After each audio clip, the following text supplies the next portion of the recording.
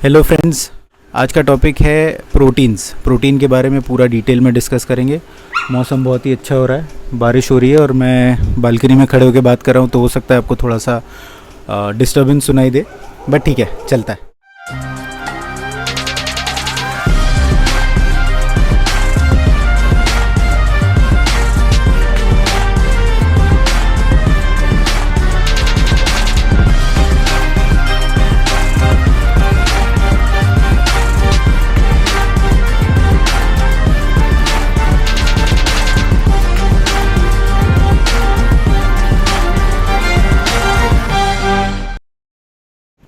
3 macronutrients में से एक होता है, ठीक है। पहला मैक्रोन्यूट्रिएंट होता है कार्बोहाइड्रेट्स, दूसरा होता है फैट्स, तीसरा होता है प्रोटीन्स।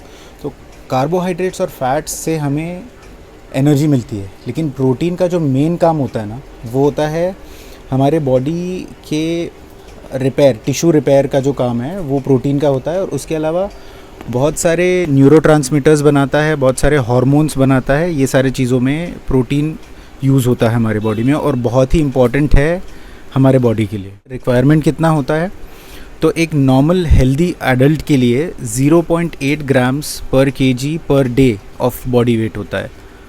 मतलब समझ लीजिए, अगर आपका वेट 100 किलो है तो आपको 80 ग्राम प्रोटीन पर डे लेना चाहिए। डिफरेंट मील्स में 80 ग्राम प्रोटीन आपका रिक्वायरमेंट होगा। ये है नॉर्मल नॉन एक्सरसाइजिंग एडल्ट्स के लिए। अगर आप एक एंड्योरेंस एथलीट हैं, एंड्योरेंस एथलीट्स का मतलब होता है कि आप अगर मैराथन्स दौड़ते हैं या ऐसे कुछ स्टैमिना वाले कुछ स्पोर्ट्स खेलते हैं तो आप एंड्योरेंस एथलीट माने जाएंगे। और एंड्योरेंस एथलीट्स के लिए 1.3 ग्राम्स पर KG of body weight per day ये रिक्वायरमेंट होती है। वहीं पे अगर कोई स्ट्रेंथ एथलीट हैं, आप जिम जाते हैं या आप पावर लिफ्टिंग करते हैं या आप बॉडी बिल्डिंग करते हैं, तो आपका रिक्वायरमेंट हो जाता है 1.8 ग्राम से लेके 2.2 ग्राम पर KG of body weight per day. बहुत सारे अमीनो एसिड्स से मिलके बना होता है। उसके अंदर बेसिकली 3 तरीके की कैटेगरीज होती हैं। एसेंशियल मतलब कि वो जो बॉडी बना नहीं सकती, नॉन एसेंशियल मतलब कि जो बॉडी खुद से बना लेती है, और कंडीशनली एसेंशियल का मतलब होता है कि जो बॉडी नॉर्मली तो बना लेती है, लेकिन अगर आपकी तबीयत ख़राब है तो नहीं बना पाती है और आपको फिर डाइट से लेना पड़ता है। एसेंशियल अमीनो एसिड्स मतलब कि जो बॉडी नहीं बना सकती है, उसमें आते हैं leucine, isoleucine, valine, lysine, methionine, phenylalanine, tryptophan and threonine. बहुत बार हम सुनते हैं कि क्वालिटी ऑफ प्रोटीन की बात होती है। क्वालिटी ऑफ प्रोटीन क्या होता है? क्वालिटी ऑफ प्रोटीन तो जिस प्रोटीन सोर्स के अंदर सारे एसेंशियल अमीनो एसिड्स रहते हैं उसे हम हाई क्वालिटी प्रोटीन कहते हैं, ठीक है। और जिसके अंदर सारे एसेंशियल अमीनो एसिड्स नहीं होते हैं उसे हम लो क्वालिटी प्रोटीन्स कहते हैं। जनरली देखा जाता है तो एनिमल सोर्सेज ऑफ प्रोटीन जैसे कि मीट, फिश, एग्स और डेयरी है, वो कंप्लीट सोर्सेज ऑफ प्रोटीन माने जाते हैं, बिकॉज उसके अंदर में सारे एसेंशियल अमीनो एसिड्स होते हैं जितने भी बॉडी को रिक्वायर्ड होते हैं।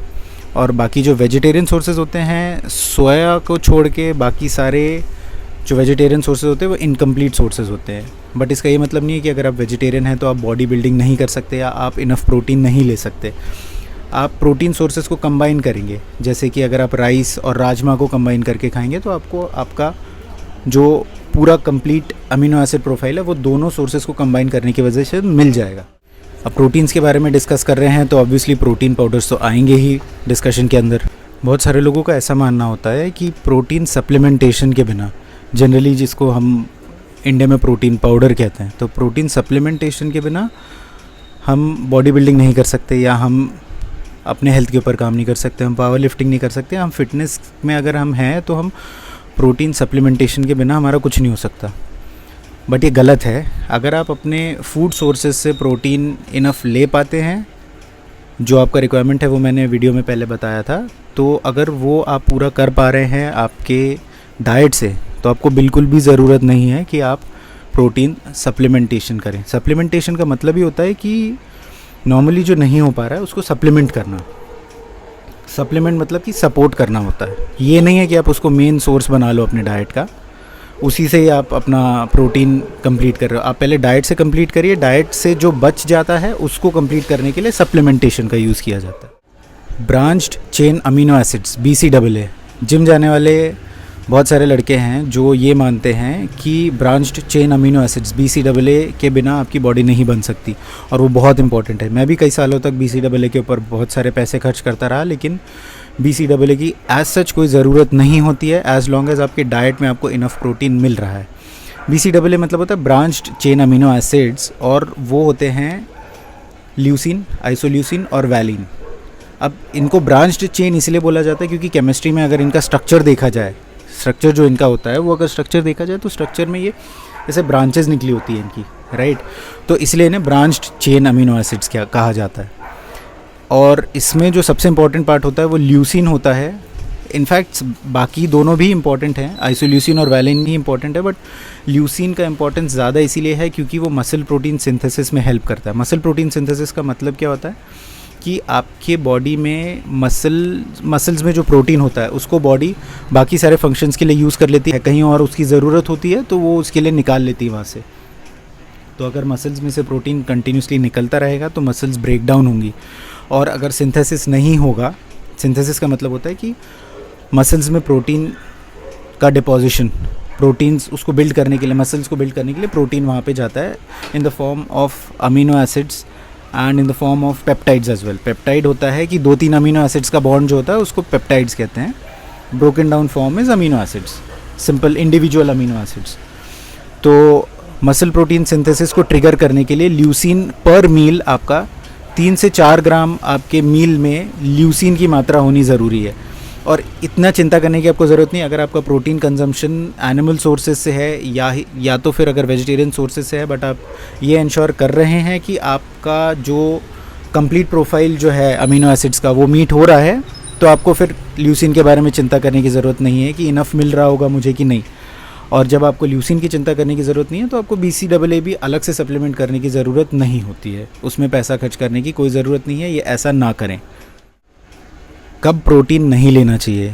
नॉर्मली अगर आप एक नॉर्मल हेल्दी एडल्ट हैं तो आपको प्रोटीन अपने डाइट में इनफ मात्रा में लेना चाहिए ताकि आपकी बॉडी की ग्रोथ सही तरीके से हो, आपकी आँखें, बाल, आपकी स्किन, आपके बॉडी के जो सारे ऑर्गन्स हैं, आपके हार्मोन्स हैं, न्यूरोट्रांसमीटर्स हैं, सारे सही तरीके से फंक्शन करें। इसके लिए ज़रूरी है कि आपके बॉडी में इनफ प्रोटीन होना चाहिए।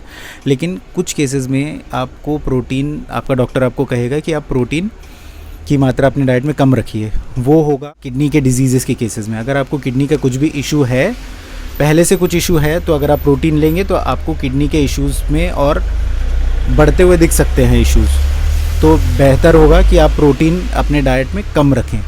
कितना रखना चाहिए वो आपके डॉक्टर आपको ज़्यादा अच्छे से बता सकते हैं। प्रोटीन ओवर कंजम्पशन से क्या होता है? प्रोटीन अगर आप बहुत ज़्यादा मात्रा में लेने लगेंगे तो आपको इंडाइजेशन होगा, आपके पेट में दर्द होगा, आपको कॉन्स्टिपेशन हो सकता है, आपको गैस्ट्रिक इश्यूज़ हो सकते हैं। इसके लिए आपको अपनी डाइट में फाइबर इनफ रखना होगा जब भी आप हाई प्रोटीन डाइट पे हैं तो। और इसी के साथ हमारा प्रोटीन्स के ऊपर डिस्कशन ख़त्म होता है। नेक्स्ट वीडियो में बात करेंगे ब्लैक फंगस के बारे में। तब तक आप लोग स्वस्थ रहिए, वर्कआउट करते रहिए और अपना ध्यान रखिए, घर पे रहिए, सेफ़ रहिए।